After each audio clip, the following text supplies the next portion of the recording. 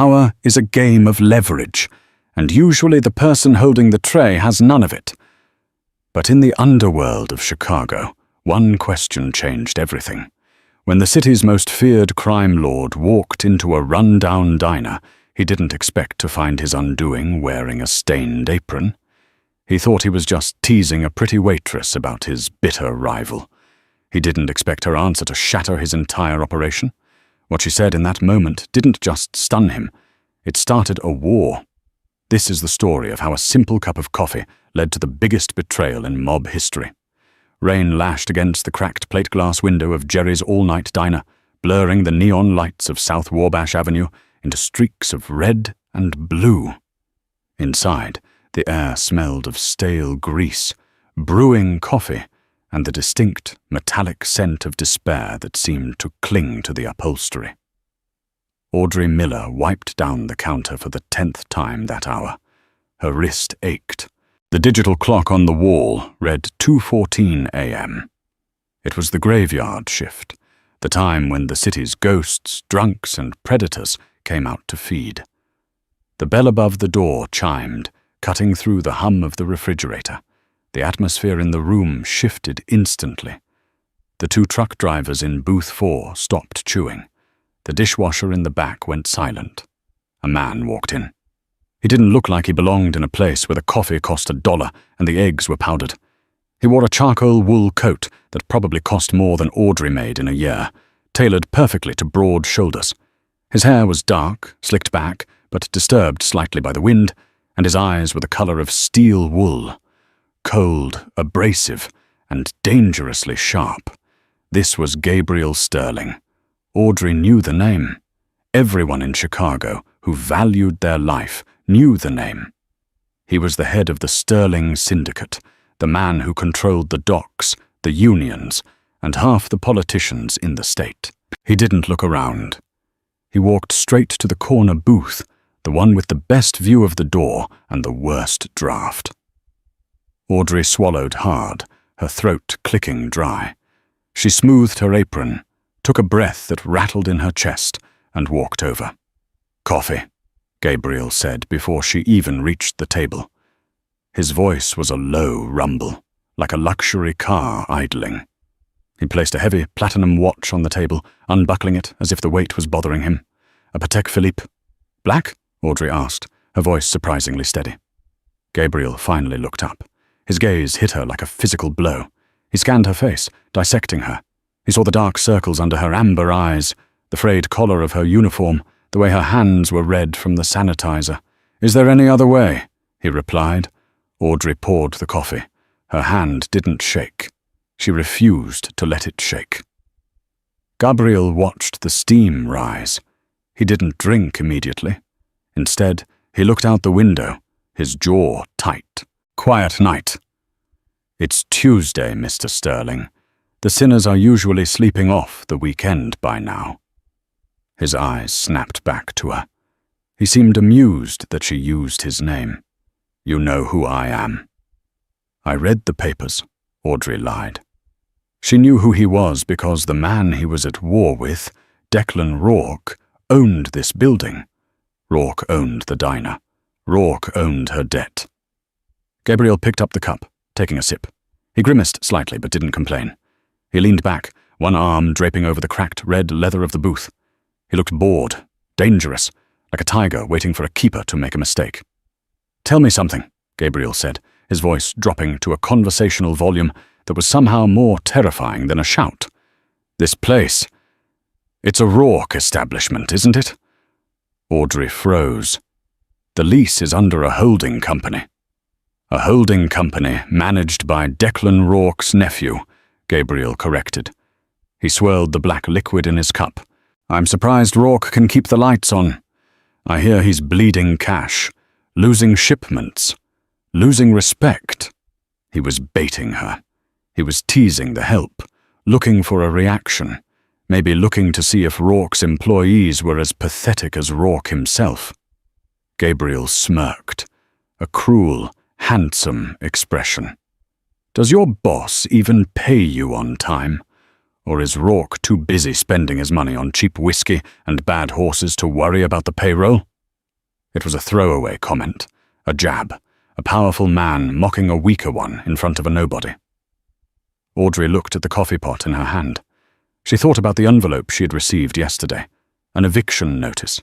She thought about the phone call from Rourke's enforcer, threatening her sister if the interest on her father's gambling debt wasn't paid by Friday. She looked at Gabriel Sterling, the enemy of her enemy.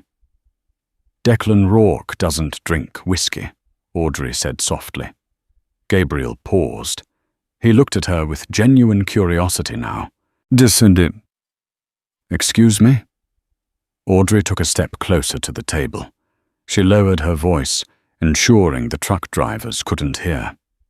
"He doesn't drink whiskey," she repeated, her eyes locking onto Gabriel's. "He tells people he does to seem tough, but he has an ulcer that bleeds if he touches liquor. He drinks watered-down apple juice in a crystal tumbler." Gabriel went still. The amusement vanished from his face, replaced by a razor-sharp focus. This was personal intel. This wasn't something a waitress should know. And, Audrey continued, the adrenaline flooding her system, making her bold. He's not losing shipments because he's incompetent. He's losing them because he's moving his inventory through the tedious route down I-55 to avoid your scouts on the tollway. He moves the product in frozen meat trucks marked Dalton's Butcher Shop, Tuesday nights, specifically between 3 a.m. and 4 a.m. Audrey checked her cheap plastic watch, which gives you exactly 45 minutes before 3 trucks loaded with untaxed cigarettes and firearms pass exit 292. The silence in the booth was deafening. The rain battered the glass, but inside, the air had been sucked out of the room. Gabriel Sterling stared at her. For the first time in a decade, the Mafia boss was stunned. He looked at the girl in the stained apron, re-evaluating her entirely. She wasn't a waitress. She was a weapon. "Who are you?" Gabriel whispered. "I'm the girl who wants Rourke dead," Audrey said, "and I'm the girl who wants a job." Gabriel didn't blink. He reached into his coat pocket. For a split second, Audrey thought he was reaching for a gun. Instead, he pulled out a burner phone. He hit a single button and brought it to his ear, his eyes never leaving Audrey's face. "Silas," Gabriel said into the phone, "get the boys to I-55, exit 292. Look for Dalton's Butcher Shop trucks. Stop them. Burn them. If they're empty, I kill you. If they're full, bring the driver to the warehouse."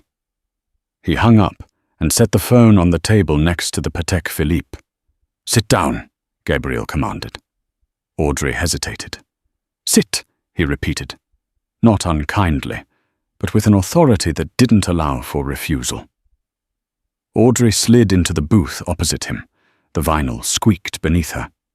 Up close, he smelled of expensive cologne, sandalwood and tobacco, and rain. "If those trucks aren't there," Gabriel said, his voice low and silky, "you understand that you won't be leaving this diner walking, right?" "They'll be there," Audrey said. She clasped her hands under the table to stop them from trembling. "Rourke is creature of habit. He thinks he's smarter than everyone else. That's why he talks on the phone in his office with the door open. He thinks the cleaning lady is deaf or stupid. You cleaned for him?" "I did a lot of things for him," Audrey said bitterly. "My father owed him money. Big money. When Dad died, the debt didn't die with him.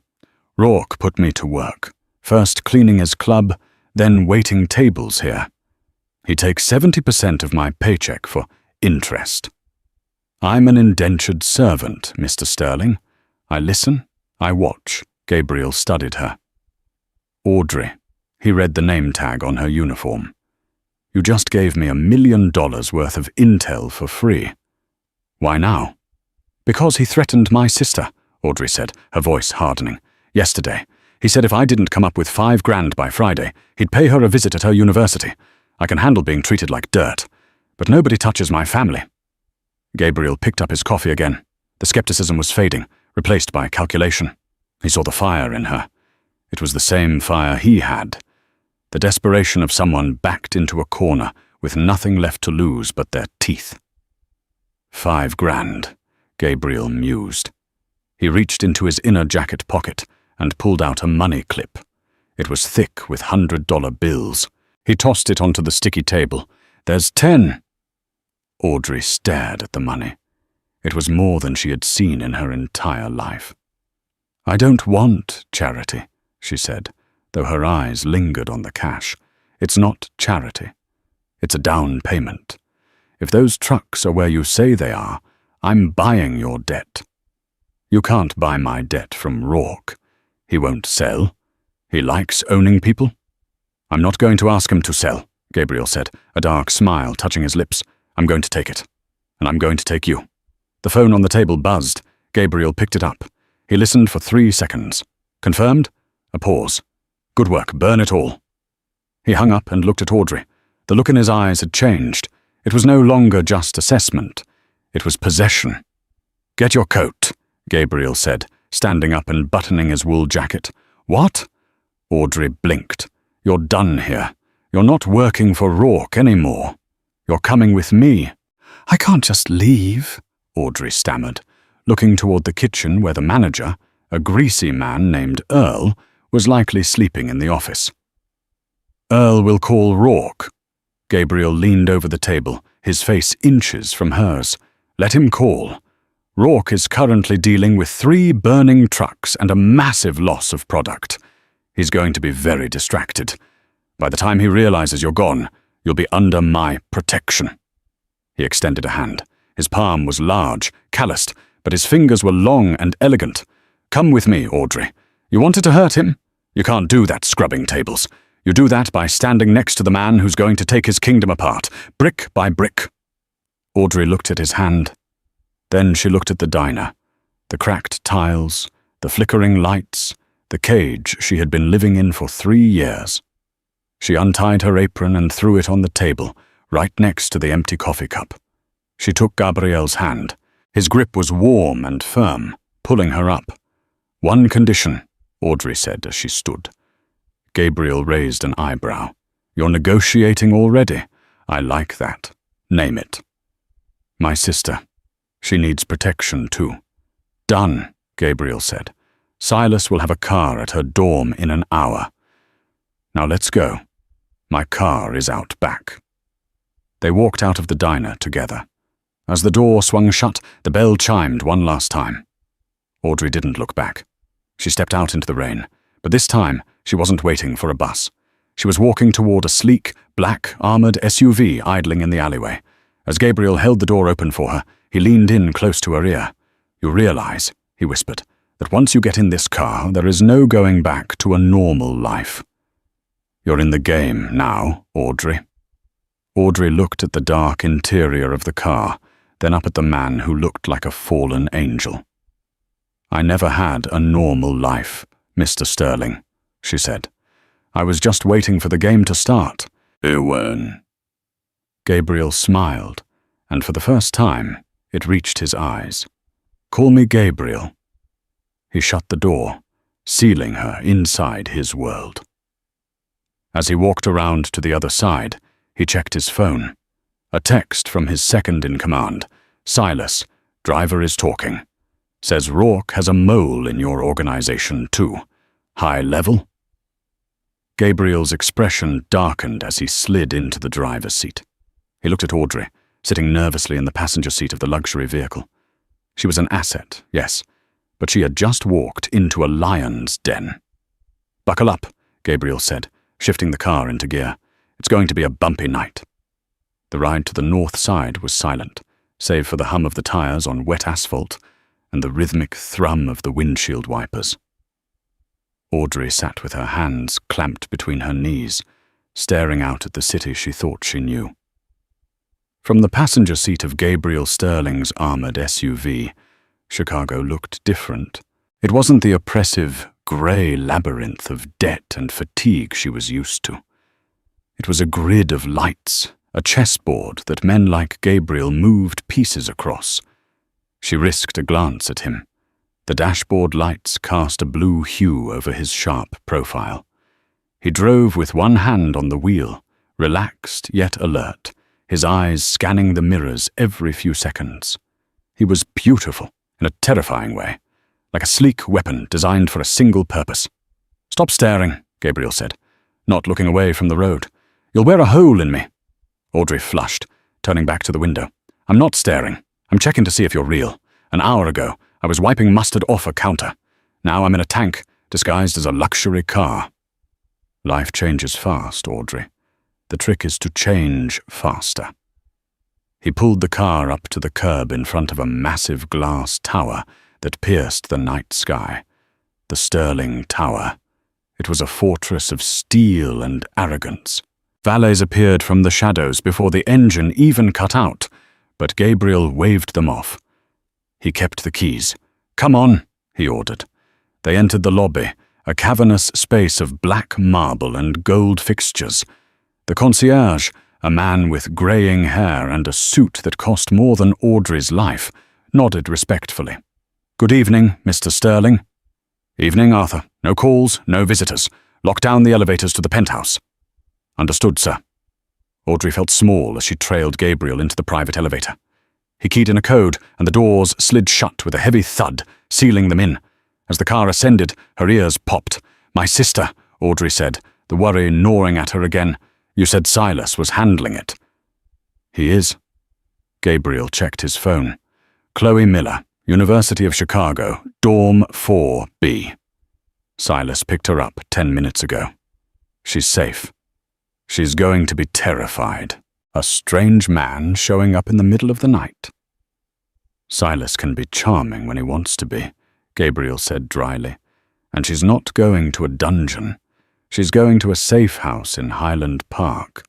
Nice yard, full fridge, 24-hour security. Better than that dorm room." The elevator doors opened directly into the penthouse. The space was breathtaking. Floor-to-ceiling windows overlooking Lake Michigan, modern furniture, abstract art that looked angry and expensive. But it was cold. It felt less like a home and more like a command center. Standing in the middle of the living room was a man who looked like he had been carved out of granite. He was shorter than Gabriel, but wider, with a buzz cut and a scar running through his left eyebrow. This was Silas. He didn't look happy. "You brought a stray home, boss?" Silas asked, his voice gravelly. He eyed Audrey with open suspicion. "I brought an asset, Silas," Gabriel corrected, taking off his coat and tossing it onto a white leather sofa. "This is Audrey. She's the reason Rourke's trucks are currently burning on I-55. Silas raised an eyebrow. "The waitress? The one from the dossier?" "The one who knew Rourke's transport schedule better than his own lieutenants," Gabriel said. He walked over to a wet bar and poured 2 glasses of amber liquid. This time it was the good stuff. "Where is the sister?" "Safe House Alpha. She's confused and asking a lot of questions, but she's secure.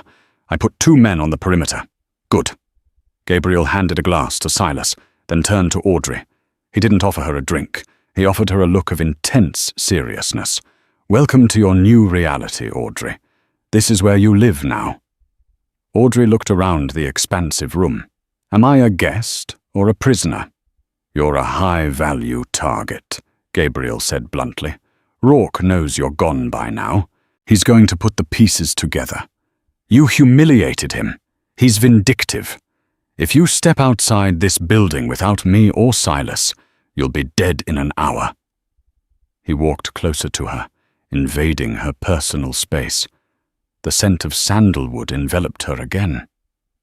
"You wanted to play the game," Gabriel whispered, his voice dropping to that dangerous, intimate register. "This is the cost of admission. You lose your freedom to gain your life." Audrey held his gaze. She was tired. She was wearing a uniform that smelled of diner grease, and she was standing in a room worth millions. But she didn't flinch. "I didn't have freedom before," she said. "I had debt. At least here the view is better." Gabriel's lips quirked upward, a genuine flash of respect. "Go shower. Second door on the left. There are clothes in the closet. My ex-girlfriend left them. They should fit. Get some sleep. Tomorrow we go to work." "What kind of work?" Audrey asked. Gabriel turned his back, walking toward the window to look out at his city.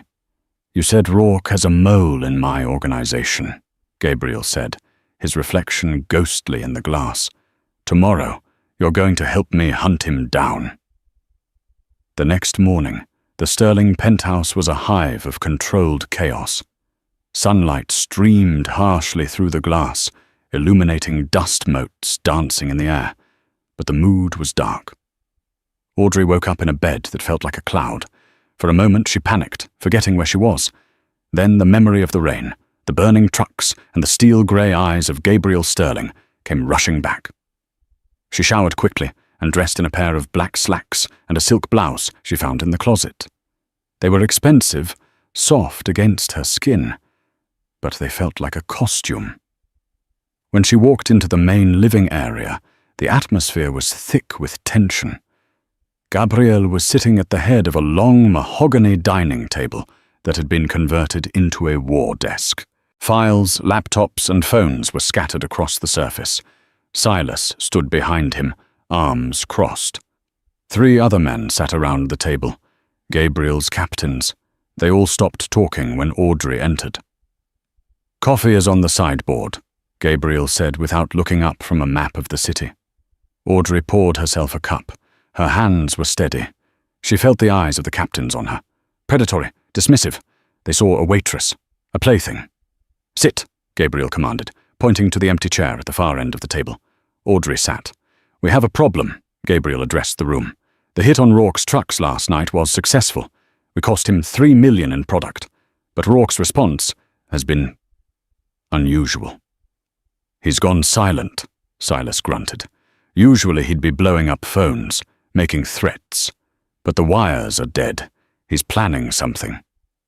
"And," Gabriel added, his eyes narrowing, "the driver we interrogated before we let him go mentioned something interesting. He said Rourke knew we were watching the I-90 route. That's why he switched to I-55 in the butcher trucks. Someone told him our scouts were on the highway." One of the captains, a man with a thick neck named Victor, spoke up. "It's a big organization, boss. Maybe a scout got sloppy. Maybe Rourke just got lucky." "Rourke doesn't get lucky," Gabriel snapped. "He gets informed." He turned his gaze to Audrey. "Audrey told me last night that there is a leak, a mole high up in the chain." Victor scoffed, leaning back in his chair. "With all due respect, boss, are we really listening to the diner girl? She's probably a plant herself. Rourke sends a pretty face with some intel to get inside, and suddenly we're chasing our tails." The room went quiet. Victor had voiced what everyone was thinking. Gabriel didn't defend her. He just looked at Audrey. It was a test, sink or swim. Audrey set her coffee cup down. The clink against the saucer sounded like a gunshot in the silence. She looked at Victor. She remembered him. Not from the organization, but from the diner. "You like your steak rare, don't you?" Audrey asked quietly. Victor frowned. "What?" "Rare," Audrey repeated, with a side of garlic mashed potatoes. "And you drink Diet Coke because your wife is on you about your sugar intake." Victor's face went pale. "I don't know what you're talking about."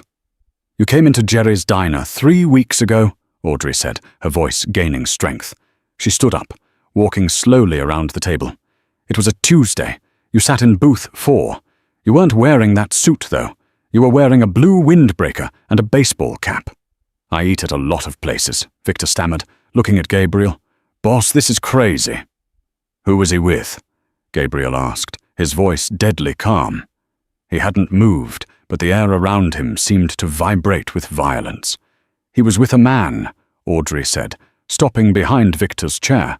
"Short, balding, nervous. He had a briefcase. He kept wiping his forehead with a handkerchief." "That sounds like Maya," Silas said, stepping forward. "Rourke's accountant." "They didn't talk much," Audrey continued, but the man, Maya, handed him an envelope. Thick, yellow. "And you?" She looked down at Victor. "You told him, 'Tell Declan the North Avenue shipment is a decoy. The real move is Tuesday.'" Victor stood up so fast his chair toppled over. "She's lying. She's a plant. I've been with you for 5 years, Gabriel." And Rourke has been expanding into the north side for 5 years, Gabriel said softly. He finally stood up. He moved with a terrifying grace, rounding the table. I checked the logs this morning, Gabriel said to Victor. You were the one who pushed for the North Avenue route last month, the one that got ambushed. Coincidence, Victor yelled, his hand drifting toward his jacket pocket. Silas was faster. Before Victor could draw his weapon, Silas had a gun pressed to the back of his head. Don't even twitch, Vic. Gabriel stopped inches from Victor. He looked into his captain's eyes and saw the fear, the guilt. The waitress, Gabriel said, glancing at Audrey with a look that was part admiration, part hunger, has a photographic memory for faces and orders. It's an occupational hazard. You ignored her because she was serving coffee. You thought she was furniture. Gabriel reached into Victor's jacket and pulled out his gun, tossing it onto the table. Take him to the basement, Gabriel ordered Silas. Find out everything he told Rourke. Every name, every date, every location. Then handle it. No, Gabriel, please, Victor screamed as Silas and the other 2 captains dragged him out of the room. It was just money. I needed the money. The heavy oak doors slammed shut, cutting off his pleas. Suddenly the room was quiet again. Just Gabriel and Audrey. Audrey felt her legs give out. She grabbed the edge of the table to steady herself. Her heart was hammering against her ribs like a trapped bird. She had just sentenced a man to death. Gabriel walked over to her. He didn't touch her, but he stood close enough that she could feel the heat radiating from him. You did good, he said. I remembered, Audrey whispered. She looked up at him, her eyes wide. Is he going to... He betrayed the family, Gabriel said, his face hard. He got good men killed. He sold us out for an envelope of cash. Do not waste your pity on Judas, Audrey. He reached out then, his fingers brushing a stray lock of hair behind her ear. The touch was electric. It sent a shiver down her spine that had nothing to do with fear. You proved yourself today, Gabriel said. Silas won't question you again. But now Rourke is blind. He's going to know his mole is burned. He's going to get desperate. What does a desperate man do? Audrey asked. Gabriel's eyes darkened. He lashes out at the things his enemy cares about. He walked over to the window, looking towards the horizon where storm clouds were gathering over the lake. We need to go on the offensive, Gabriel said. Tomorrow night is the governor's gala. Rourke will be there. He uses it to launder his reputation, shaking hands with senators and judges. I wasn't planning on going.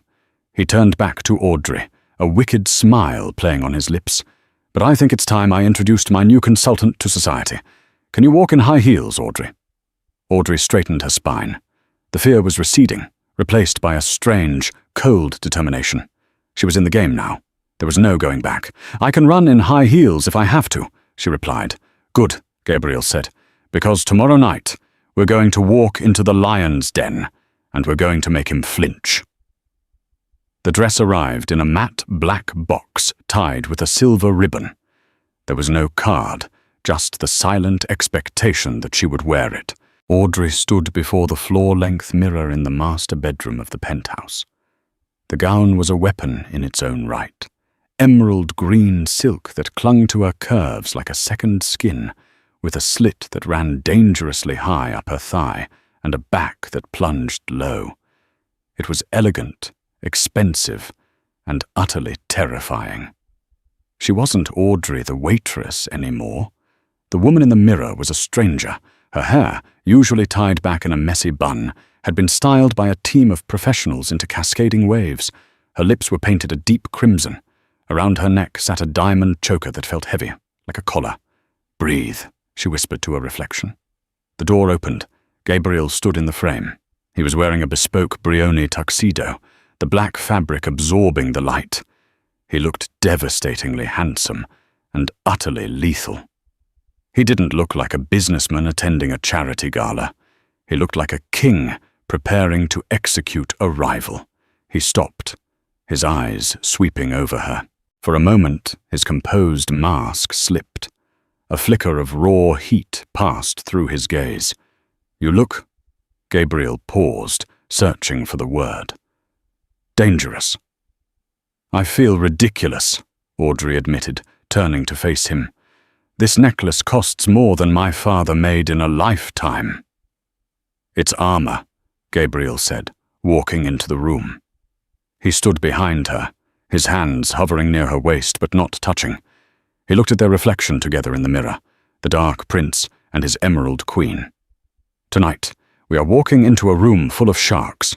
You need to look like you can bite back. And Rourke? He'll be there. He thinks he's safe at the Drake Hotel. He thinks the governor's presence protects him." Gabriel's eyes hardened. "He's wrong." He held out his arm. "Ready?" Audrey took a deep breath. She thought of the stained apron, the smell of grease, the fear of the eviction notice. She pushed those memories down and hardened her heart. Ready. The Gold Coast room at the Drake Hotel was a sea of crystal chandeliers, orchestral music, and the clinking of champagne flutes. It was the epicenter of Chicago's elite. Senators rubbed elbows with union leaders. Tech billionaires laughed with old money airs. When Gabriel Sterling walked in with Audrey on his arm, the room didn't go silent, but the energy shifted. Heads turned. Whispers rippled through the crowd like a current. Everyone knew Gabriel. No one knew the woman in green. "Keep your head up," Gabriel murmured against her ear. "Look them in the eye. If they stare, stare back until they look away." Audrey did as she was told. She felt the weight of their judgment, but holding Gabriel's arm gave her a strange sense of invincibility. They moved through the crowd, Gabriel exchanging brief, cold pleasantries with power brokers. But his eyes were scanning the room, hunting. Then the crowd parted. Declan Rourke stood near the ice sculpture. He was older than Gabriel, with a face that looked like it had been eroded by expensive scotch and bad choices. He wore a white dinner jacket that made him look like a villain from a bad movie, but his eyes were dead serious. Pale, watery blue eyes that lacked a soul. He saw them. He smiled, but it didn't reach his eyes. "Gabriel," Rourke said, his voice raspy. He stepped forward, ignoring the people around him. "I didn't think you had a ticket. This is a civilized event." "I like to keep an eye on my investments," Gabriel replied smoothly, "and my competition." Rourke's gaze slid from Gabriel to Audrey. He looked her up and down, a slow, oily inspection that made her skin crawl. "And who is this?" Rourke asked. "New assistant? Or just a rental for the evening?" "Careful, Declan," Gabriel warned, his voice dropping an octave. "Audrey is with me, in every sense of the word." Rourke's eyes narrowed. He recognized the name. He recognized the face. The realization hit him. The waitress. The girl from the diner. The leak. A flash of pure rage crossed Rourke's face, but he suppressed it quickly. He chuckled, a dry, rattling sound. "Audrey," Rourke said, stepping closer. "Little Audrey Miller. I wondered where you went. Earl was quite upset you didn't finish your shift. And your debt, well, that's still outstanding." "The debt is cancelled," Gabriel said. "Consider it payment for the 3 trucks you lost on Tuesday." Rourke flinched. The mask of civility was cracking. He stepped into Audrey's personal space, ignoring Gabriel for a moment. "You think you're safe because you're wearing a fancy dress and standing next to him?" Rourke whispered to her. "You think he's your savior? Ask him, Audrey." Audrey frowned. "Ask him what?" Rourke smirked. "Ask Gabriel who owned the loan shark company your father borrowed from in the first place. Ask him whose name was on the header of the foreclosure notice on your childhood home." Audrey froze. Her heart skipped a beat. She looked at Gabriel. His face was unreadable, a stone wall. "He didn't save you, darling," Rourke hissed, leaning in so close she could smell the peppermint on his breath. "He created the mess that broke your father. I just bought the scraps. You're sleeping with the architect of your family's ruin." Before Audrey could process the words, before she could scream or ask Gabriel if it was true, the ballroom doors crashed open. Security guards in the lobby shouted. A woman screamed. Silas burst into the room, his suit disheveled, a line of blood running down his temple. He wasn't supposed to be here. He was supposed to be guarding the perimeter. He locked eyes with Gabriel across the dance floor. He didn't yell, but his mouth formed one word that shattered the glamour of the evening. Ambush. The illusion of civilization evaporated in a single second. "Get down!" Gabriel roared, shoving Audrey behind a heavy marble pillar, just as the glass windows of the Gold Coast room shattered inward. Automatic gunfire erupted from the balcony above. The orchestra stopped. The screaming started. The elite of Chicago dropped to the floor, scrambling over each other in a panic of diamonds and tuxedos. It wasn't a hit on the crowd. It was a hit on Gabriel. "Rourke!" Gabriel yelled, pulling a compact pistol from the waistband of his tuxedo. He scanned the room, but Rourke was gone. The slippery bastard had vanished the moment the glass broke. "We need to move!" Silas shouted, sprinting towards them, firing blindly at the shooters on the balcony to provide cover. "The kitchen!" Gabriel grabbed Audrey's hand. His grip was bruising. "Go!" Audrey ran. Her heels slipped on the polished floor, now littered with broken glass and ice. She kicked them off, running barefoot through the chaos. Her emerald dress snagged on a chair, ripping the silk. But she didn't stop. They burst through the swinging doors into the hotel kitchen. It was chaos here, too. Chefs cowering under stainless steel tables. "The car is out back," Silas panted, wiping blood from his eye. "They hit the valet. We have to exit through the loading dock." "Who are they?" Audrey gasped, her lungs burning. "Mercenaries," Gabriel said grimly, checking the magazine of his gun. "Rourke didn't just want to embarrass me. He wanted to liquidate the competition publicly. This is war." They reached the loading dock. The cool night air hit them, but so did the muzzle flashes. 2 black SUVs were blocking the alley. Men in tactical gear were waiting. "Back inside!" Gabriel shoved Audrey behind a dumpster, just as bullets sparked against the brick wall. They were pinned down, 3 of them against a hit squad. "Silas, give me suppressing fire on the left," Gabriel ordered. "Audrey, stay down." "I can help," Audrey yelled over the noise of the gunfire. "You're a waitress, not a soldier. Stay down." "I drove a delivery truck for 2 years," Audrey screamed back. She pointed to a catering van parked 10 feet away, keys dangling in the ignition. The driver had fled. "I can get us out of here." Gabriel looked at the van. He looked at the gunmen closing in. He looked at Audrey. Her face was smeared with soot, her hair wild, her eyes fierce. "Do it!" Gabriel shouted. He popped up, firing 2 precise shots. 1 mercenary dropped. Silas unleashed a hail of bullets, forcing the others to take cover. Audrey sprinted. She dove into the driver's seat of the catering van. The engine roared to life. She didn't wait for them to get in. She slammed the van into reverse, the heavy rear bumper smashing into the lead SUV blocking the alley. Metal crunched, glass shattered. The SUV spun out of the way, creating a gap. "Get in!" she screamed. Gabriel and Silas dove into the sliding side door, just as Audrey slammed the gear shift into drive. She floored it. The van squealed, tires smoking, and rocketed out of the alley onto Lakeshore Drive. Bullets pinged off the back doors, but they were moving too fast. Audrey weaved through traffic, running red lights, her hands white-knuckled on the wheel. "Heading to the safe house?" Audrey shouted to the back. "No," Silas yelled. "Safe house is compromised. They hit it 10 minutes before they hit the hotel. That's why I came to get you." Audrey slammed on the brakes, the van screeching to a halt in the middle of an empty intersection. She turned around, her eyes wide with terror. "My sister," she choked out. "Chloe." Silas looked down, unable to meet her gaze. Gabriel crawled to the front, grabbing Audrey's shoulder. "Silas," Gabriel said, his voice low and dangerous. "Where is the girl?" "The guards are dead," Silas said heavily. "The house is burning. Chloe is gone. They took her." The silence in the van was heavier than the gunfire had been. Audrey felt the world tilt. Her sister, her innocent sister, who was studying art history and didn't know a gun from a stapler. Rourke had her. "He took her to get to me," Audrey whispered. Tears welled in her eyes, but they didn't fall. They were burned away by a sudden, white-hot rage. She looked at Gabriel. "You promised she would be safe." "I failed," Gabriel said. He didn't make excuses. He didn't shift blame. He looked at her with stark honesty.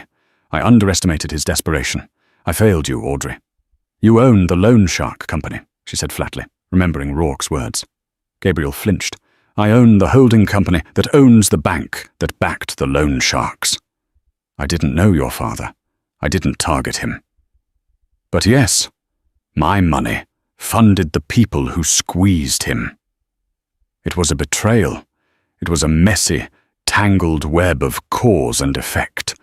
In any other romance, she would have slapped him. She would have run. But they were in a stolen catering van, covered in glass and blood, and her sister was in the hands of a monster. Audrey wiped her face. She looked at the road ahead. "We can talk about my father later," she said, her voice turning to steel. "Right now, we have to get Chloe back."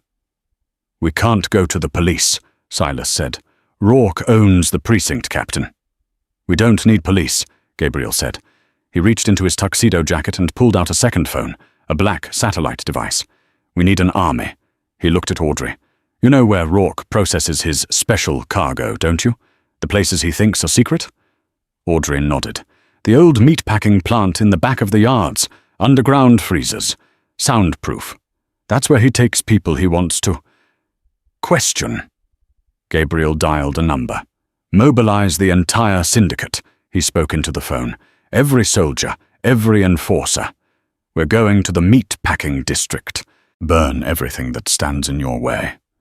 Leave Rourke for me." He hung up and looked at Audrey. "Drive," he commanded. "Tonight, we end this." Audrey hit the gas. The catering van sped into the darkness, carrying a Mafia boss, his wounded right hand, and a waitress who had just declared war on the underworld. The Old Yards district of Chicago was a ghost town of brick and iron, a relic of an era when the city fed the world with beef and pork.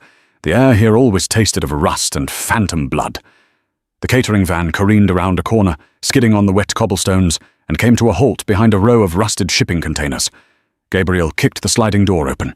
The night was no longer silent. In the distance, sirens wailed, but closer the sounds were more visceral, shouting, the pop of gunfire, and the roar of engines. Gabriel's call had been answered. The Sterling Syndicate had descended on the meatpacking plant like a plague of locusts. "Stay close," Gabriel ordered, checking his weapon one last time. He looked at Audrey. She was barefoot, her green dress ruined, her face smudged with grease and blood. She looked terrified, but her jaw was set in a line of granite determination. "I'm getting her back," Audrey said. "We are getting her back," Gabriel corrected. Silas, limping slightly from a graze on his thigh during the hotel escape, took point. They moved through the shadows, avoiding the main entrance where a full-scale firefight was erupting between Gabriel's enforcers and Rourke's mercenaries. They circled to the loading docks. The heavy steel doors were locked. "Stand back," Silas grunted. He placed a small charge of plastic explosive on the lock mechanism. Boom! The door blew inward. They stepped into the freezing cold of the facility. It was a labyrinth of hanging chains and stainless steel. The temperature dropped instantly. Their breath misted in the air. The hum of the industrial cooling units masked the sound of their footsteps. "The kill floor is in the center," Audrey whispered, her teeth chattering. "Not just from the cold. That's where he'll be. It's the only room with soundproofing." They moved deeper. The facility was dimly lit by emergency red lights, casting long, grotesque shadows against the walls. Carcasses of beef hung on hooks, swinging slightly as if disturbed by ghosts. Suddenly, a figure stepped out from behind a row of hanging meat. A mercenary. Silas was fast, but the mercenary was ready. He raised his rifle. Gabriel didn't hesitate. He shoved Audrey behind a steel vat and fired 2 shots. The mercenary dropped, but his finger tightened on the trigger as he fell, spraying a burst of bullets into the ceiling. "They know we're here," Silas hissed. "Good," Gabriel said, his eyes cold. "I want him to know I'm coming." They reached the double doors of the central processing room, the kill floor. Gabriel signaled for Silas to take the left. He took the right. He looked at Audrey and pointed to a stack of crates. "Stay there." Audrey shook her head. No, she wasn't staying behind. That was her sister in there. Gabriel saw the fire in her eyes. He didn't argue. He nodded once. He kicked the doors open. The room was vast, tiled in white that was stained with years of grime. In the center, under a harsh spotlight, was a chair. Tied to it was Chloe. She was crying, a piece of duct tape over her mouth, her eyes wide with terror. Standing behind her, holding a silver pistol to her temple, was Declan Rourke. "Right on time," Rourke sneered. His white dinner jacket was spotless, a jarring contrast to the industrial filth around him. "I knew you couldn't resist a dramatic entrance, Gabriel." Gabriel stepped into the light, his gun raised. Silas flanked him. "Let her go, Declan," Gabriel said, his voice echoing in the cavernous room. "This is between us. The girl is a civilian." "The girl is leverage," Rourke shouted, pressing the barrel harder against Chloe's head. She whimpered. "Drop the guns, both of you, or I paint the walls with her brains." Gabriel froze. He looked at Chloe, then at Rourke's manic eyes. He slowly lowered his gun to the floor. "Silas," Gabriel commanded, "drop it." Silas hesitated, but obeyed. The clatter of the weapons on the tile was deafening. "Kick them away," Rourke ordered. Gabriel kicked the guns towards the drain in the center of the floor. "Smart man," Rourke laughed. "You know, I expected this. The great Gabriel Sterling. Brought low by sentiment. You're weak, Gabriel. You let a waitress soften you." Rourke looked past Gabriel, scanning the shadows near the door. "Come out, Audrey. I know you're there. Come say goodbye to your sister." Audrey stepped out from behind the doorframe. She held her hands up. She was trembling, but she walked forward until she was standing next to Gabriel. "Please," Audrey begged, her voice cracking. "Let her go. I'm the one you want. I'm the one who told him about the trucks." "Oh, I know," Rourke smiled cruelly. "And you're going to die too. But first, I want you to watch. I want you to see what happens when you cross me." He cocked the hammer of the gun. "Gabriel," Rourke mocked. "Any last words for your little charity case?" Gabriel looked at Rourke. He wasn't looking at the gun. He was looking at the floor behind Rourke. "Just one," Gabriel said calmly. "Duck." Rourke frowned. "What?" Audrey didn't ask questions. She dropped to the floor instantly. Gabriel didn't drop. He lunged, not at Rourke, but at the lever on the wall next to him, the control panel for the overhead conveyor belt. He slammed his fist into the big red button marked Emergency Purge. The machinery above roared to life with a screech of grinding metal. The heavy steel chains on the ceiling, used for moving 1,000-pound carcasses, whipped forward with tremendous speed. A massive steel meat hook, swinging wildly on the track, caught the back of Rourke's white jacket. The force jerked him off his feet. The gun fired into the air, missing Chloe by inches. Rourke screamed as the hook dragged him upward, suspending him 10 feet in the air, flailing like a rag doll. "Silas, get Chloe!" Gabriel roared. Silas sprinted forward, pulling a knife from his boot to slash the ropes binding Chloe. Audrey scrambled to her feet. She saw Rourke dangling, spinning, trying to aim his gun down at them. "He's still armed!" Audrey screamed. Gabriel dove for his discarded gun near the drain. Rourke fired a shot, chipping the tile inches from Gabriel's hand. Audrey looked around. She saw a high-pressure hose attached to the wall, used for washing down the blood. She didn't think. She grabbed the nozzle and twisted the valve. A jet of freezing water blasted out with the force of a fire hose. Audrey aimed it upward, hitting Rourke square in the face. The pressure was immense. Rourke sputtered, blinded, dropping the gun. It clattered to the floor. Gabriel had his weapon now. He stood up, shaking the water from his hair. He aimed upward at the man dangling from the conveyor belt. Rourke wiped the water from his eyes, swinging helplessly. "Gabriel, wait! We can make a deal. I have money. Offshore accounts." Gabriel looked at Audrey. He looked at Chloe, who was sobbing in Silas's arms. He looked at the fear Rourke had inflicted on the woman he loved. "I have enough money," Gabriel said. He fired once. The shot echoed through the slaughterhouse like a thunderclap. Declan Rourke went limp. The swinging stopped. Silence returned to the room, save for the hum of the cooling units and Chloe's quiet sobs. Gabriel lowered the gun. He walked over to Audrey. He didn't say a word. He just pulled her into his chest, wrapping his arms around her so tightly it almost hurt. He buried his face in her neck, breathing in the scent of her, verifying that she was alive. "It's over," he whispered into her hair. "It's done." Audrey clung to him, her knees finally giving out. She sank to the floor, and he went with her, holding her in the middle of the kill floor, surrounded by the wreckage of their war. The city was covered in a blanket of fresh snow, hiding the scars of the violence that had shaken the underworld. The papers called it a gangland reckoning. Rourke's organization had crumbled overnight, absorbed or destroyed by the Sterling Syndicate. Audrey sat in the corner booth of a new restaurant. It wasn't Jerry's Diner. It was the Emerald Room, the most exclusive rooftop lounge in Chicago. She wasn't wearing an apron. She was wearing a cream cashmere sweater and diamonds in her ears. Gabriel walked in. He looked tired, but the tension that used to live in his shoulders was gone. He sat across from her.